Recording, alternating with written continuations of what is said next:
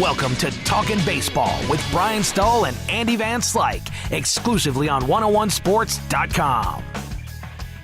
Welcome back to 101sports.com with Andy Van Slyke. I'm Brian Stull. Time for another edition of Talkin' Baseball. And the Cardinals, a couple of roster moves, hoping to get a shot in the arm as David Freese and Nick Punto will be back with the team as they open up interleague play beginning tomorrow night in Baltimore. Yeah, it's going to have an impact. I don't really think it's going to have a major impact.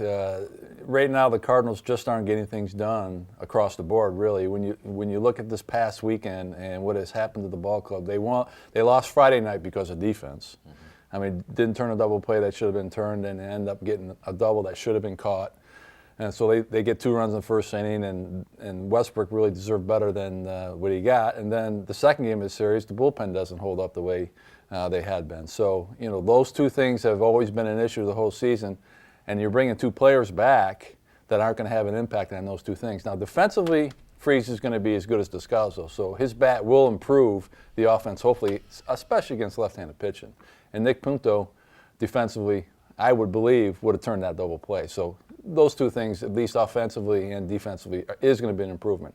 Not a major one. Yeah, because you talk about the bat of David Freese. We saw that on Sunday. Ricky Romero just looked the lights out. The left-hander there, they really could have used that extra right-handed bat. But with Alan Craig down, David Freese down, that bat really wasn't there. It was pretty much Tony La Russa was forced to play some left-handers. He was, and not only that, you got to remember there's a couple of guys that were in the lineup playing during that series that probably should be in the minor leagues also because of injuries. So the injury bug, over course of time, if you keep on having injuries like that, you're going to be replacing guys from the minor leagues that may not necessarily be ready to play at the big league level on an everyday basis. So if you're sticking them in there, especially in a pennant race, when you have those negatives, they're going to show up.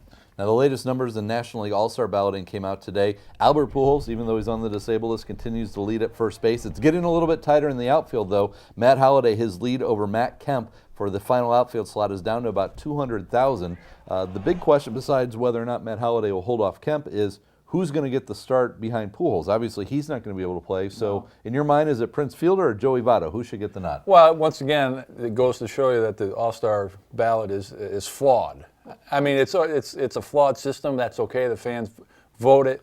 That's just where we are today. But having said that, I think Matt Kemp really deserves. When you look at what he has done, he hasn't been on the disabled list like Holliday.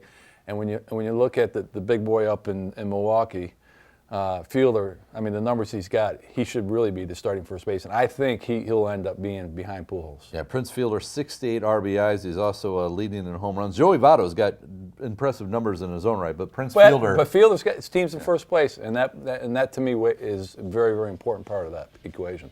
All right, well, that's Andy Van Slyke. I'm Brian Stull. This has been Talkin' Baseball on 101sports.com for 101 ESPN.